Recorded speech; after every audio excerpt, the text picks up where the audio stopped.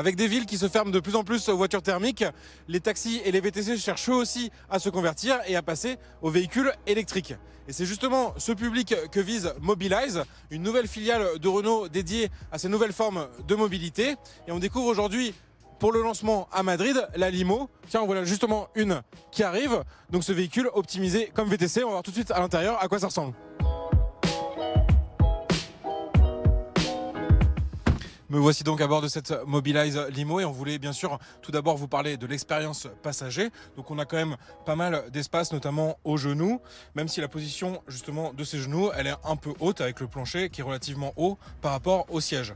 Mais l'environnement reste quand même confortable. On a notamment accès à de la climatisation, des commandes de réglage du volume ou de la station qu'on veut écouter, ou encore 2 ports USB, donc pour recharger son téléphone par exemple pendant une course.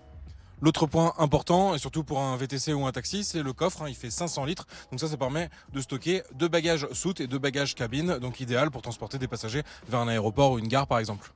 Mais on va tout de suite se mettre en position de conducteur pour vous parler de l'expérience côté utilisateur.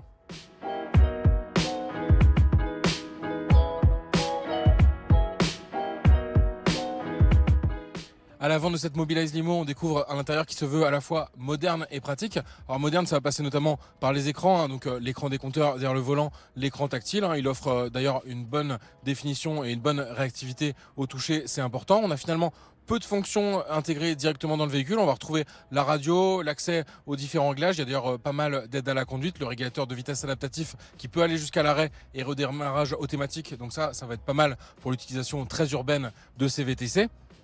Et ça va se limiter à ces fonctions-là. Il n'y a même pas de navigation intégrée. Pour ça, il va falloir brancher son smartphone sur le véhicule et on va accéder via Android Auto ou CarPlay à Google Maps ou Apple Plan par exemple. Finalement, on a pu rouler assez longuement dans les environs de Madrid à bord de ce véhicule. Il est assez confortable. On a un volant qui a un bon rapport entre finalement une souplesse de la direction, mais également une certaine précision. Donc ça va être pratique pour manœuvrer en ville à travers une circulation des fois un peu chaotique. L'autre bon point, c'est la clim avec les réglages manuels, même si elle a mis un peu de temps à se déclencher. Bon, il faut dire qu'aujourd'hui, il faisait 32 degrés à Madrid, donc elle a été mise à rude épreuve, mais on a eu un peu de temps pour arriver à bonne température, donc ça faut voir sur les versions définitives si c'est pas trop désagréable à la fois pour le chauffeur et ses passagers. Un des points principaux qu'on voulait aborder, c'est que ce véhicule, finalement, vous ne pourrez pas l'acheter. Enfin, le public de professionnels auquel il est destiné, il sera disponible uniquement sur abonnement. Donc ça commence au mois de juin à Madrid et à partir de l'automne à Paris. Donc le principe, c'est simple. Par exemple, à Paris, le tarif il a été fixé à 1 500 € par mois. Pour cette somme, vous disposez du véhicule, mais également de tout l'entretien inclus.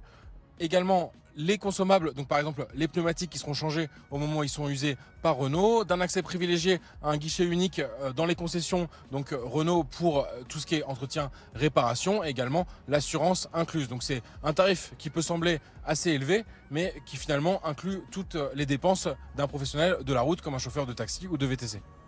Avec son look qui peut faire penser à une Tesla Model 3, on aurait du mal à penser que sous cette Mobilize Limo se cache une voiture chinoise. Elle est en effet produite par un partenaire de Renault en Chine, le groupe Jingling. Pour le moment, Renault ne compte pas commercialiser ce véhicule en Europe autrement qu'avec cette formule d'abonnement, avec une formule finalement très simple. Il y a très peu d'options. On choisit la couleur, blanc, noir ou gris de ce véhicule, mais les jantes ou encore les équipements à bord, eux, ils sont complètement de série.